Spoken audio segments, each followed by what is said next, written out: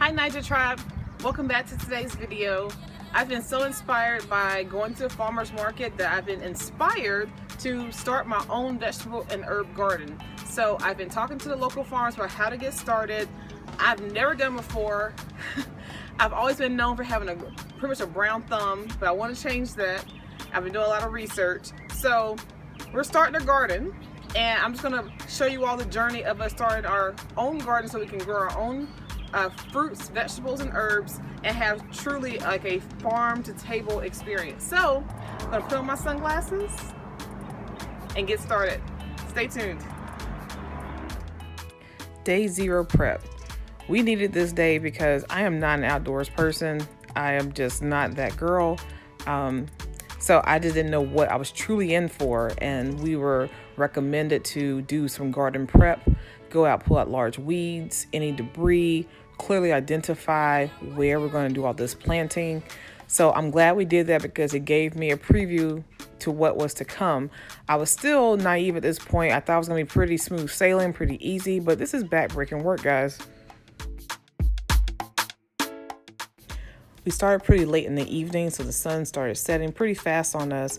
We wanted to make sure that we had a clear line for where the garden would end and begin. So my husband is using a tool called an edger, and he is literally edging a line that says this is where the garden is going to stop.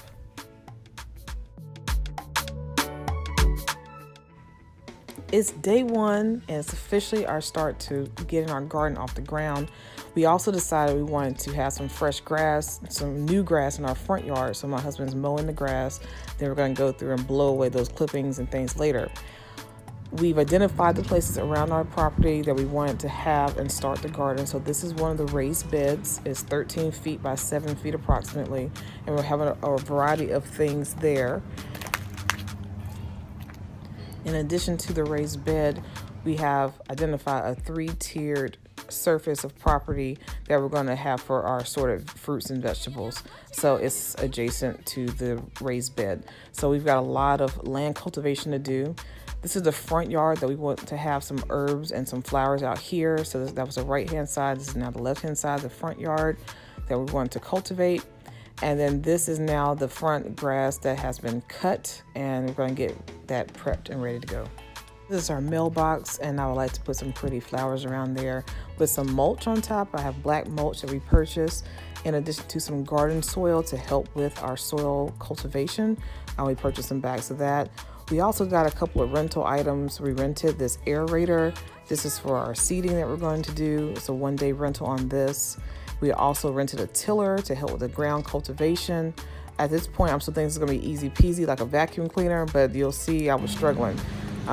We bought a number of plants, vegetables, herbs from the farmer's market that morning, Saturday morning. We went there early to kind of get cream of the crop and talk to the farmers about what we wanted to do. And after we purchased all of these fruits, vegetables, and herbs, the farmers then told us, hey, it's a word of wisdom that you shouldn't plant until after April 15th. But we had already purchased them, so we're like, crap. I was under the impression that we could do all this in 1 day. We could, get the ground going, plant them, and then water them, and then I'm going to start seeing some produce. That is not the case. As you'll see here coming up, is a lot more work involved than I anticipated, but I'm still excited nonetheless. I'll go through a little bit later and tell you all of the items that we purchased that we plan to put in our garden. Next step is to get these leaves blown out. We're going to use and create our own compost pile. There you go. And push down on it while you pull it.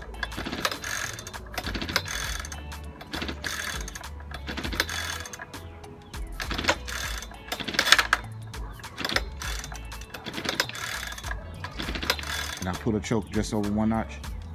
Yeah.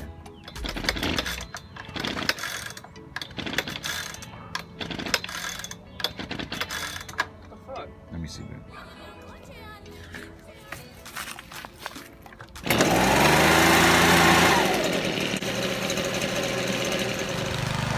So I thought this was going to be easy tilling because I have a machine. I thought it was going to be like vacuuming. Just roll over it, it turns to dirt, and voila. Little did I know that there's a technique to this, and it is not easy, guys. So I was definitely struggling, as you can clearly see.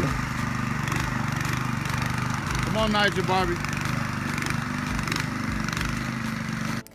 Another thing I didn't know, every time you hit a root or anything hard, the belt will pop off. Tilling was more difficult because I was on a hill as well, this incline. I couldn't get good leverage. Again, I was still surprised at what kept happening. That was jumping off, and then every time I would get some traction, the belt will pop off like it did again right here. So finally get done with the 3-tiered garden side. We get it going as much as we could that day. We were going to go back through and kind of do some hand tilling to make the soil more fine. But I'm very proud of what we accomplished because it was a lot more than definitely I was expecting. So next I had to till the flower beds in the front yard. It was a lot easier this time because it was on a flat ground. But nonetheless, using the tiller machine was still not easy for me, but it was definitely improved. I can't imagine doing it all by hand, but I needed to watch some YouTube videos about how to use a tiller and the technique because, as you can see, your girl is still struggling, but not as bad as I did on the hill.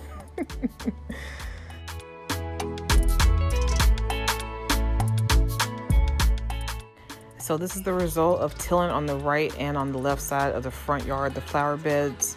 I'm pretty proud of myself. It didn't take nearly as long. So once we finished that, then my husband started to aerate the grass. By this time, the sun is starting to set, so it goes pretty fast. You can see the holes in the ground. We're trying to get things done as much as possible. Once we started, we wanted to go ahead and get that finished because we had to turn the rental in the next day. Okay, so my husband finally finished aerating the grass. So now it's time for me to seed. I've poured the grass seed into the seeder. This is my first time doing it. And now I'm going to just walk it through the grass and seed as much as possible. And then we're going to water the lawn.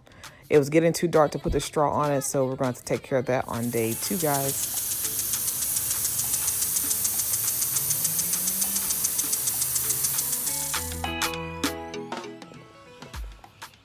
Guys. So I start early on Sunday morning to put the straw on the grass like we were told. The purpose of the straw is to make sure the birds and squirrels don't eat up all the grass seed and also to provide moisture for the G's to germinate. So we knew we had to do it as soon as possible because it was too dark to finish it the night before. So again, I thought this would be an easy task. This involved a lot of arms and shoulder and back. And I was feeling it for the next day or two. So it's definitely a workout to do garden work. I just did not expect it. And then when I went through this barrel of hay or straw as we were instructed, they said, hey, this should do about 5,000 square feet. One barrel should do you. Did not know I was laying it on so thick. So my husband came back by. He said, hey, this is way too thick. We had to go get another thing of hay, and then he helps me do the rest of the yard. So this was a lot of work, but we finally got it done, guys. And then once all the straw was laid, then we watered the grass, and we're waiting for the sprouts to germinate or the seeds to germinate rather, and get some pretty grass in there. Here is the fruits of our labor. It was a lot of work, guys, but I'm glad we did it. Now, here are some lessons learned that I learned the hard way. Start off with a plan. Pick out a few things you want to accomplish in the day and execute that. But definitely start with the plan. Don't kind of just go at it thinking it's going to be so simple and not that time consuming, because that's just not the case. Wear long sleeves, even if it's hot outside. We learned the hard way that if you're using equipment and things happen with that equipment, you've got to get your hand in there. We burned ourselves on the equipment. When you're digging in the leaves, the roots and stuff will hit you and scrape you and cut you up. Just wear long sleeves. Wear protective eyewear. Using the blower and all types of new equipment, stuff was flying in my eye all the time. My eyes were getting irritated, and I had on sunglasses. I need to put on better protective glasses that have the edging around the whole eye. I highly suggest you wear some eyewear. Be sure to wear gloves, specifically gardener's gloves, the vegan kind, not real leather. You need this when you're pulling out weeds, when you're handling equipment. You don't want to use your bare hand for this stuff unless you're just a pro in the yard and you're used to it. But if you have soft, supple hands like myself, use garden gloves. Allot time to prep your yard. You want to make sure, particularly if you're cultivating new ground, you want to make sure that the dirt is fine, that there are not huge clumps of things in there and lots of weeds and branches and roots. Take the time to prep the yard. If you can get it done in a day, that's great, but allow more days in case the weather changes or you realize there's more work than you anticipated. Make sure you have the proper tools to get the job done. Like I said in the video, we rented an aerator and a tiller. We also rented a commercial or industrial leaf blower. We had a garden rake, we had an edger, we had all the tools to get the job done. So make sure you have the proper tools. It would definitely help you. If you have natural hair like myself or sister locks, make sure you're wearing a protective hairstyle when you're outside. I didn't want to put a bonnet or something on because I didn't want my hair to sweat, because as I mentioned in my previous video, my hair is not fully locked and it would just sweat out. So I made sure that I put my hair in big braids to keep debris and things out from getting in my locks, and it made the world of difference. Lastly, do your research, guys. Ask the farmers at the farmers market. Ask people that you know have been successful in growing their own fruits and vegetables. Talk to them, ask them the tips of the trade. Ask people at Lowe's who work in the garden department. We asked everyone we could think of to help us get started, especially knowing that I did not have a great track record with keeping plants alive and healthy. So do your research. Look at the Farmer's Almanac, Google it, whatever you gotta do. There are plenty of apps out now. Do your research. In conclusion, guys, gardening ain't easy. It's not for the faint of heart, but I'm in this. I'm looking forward to a bountiful harvest and all the learning along the way that I'll share with you guys. Thanks for watching today. If you have any comments or some other tips for us, please leave in the comment section below. Glad to receive them. And if you haven't done so, be sure to subscribe to the channel. Thanks so much, guys.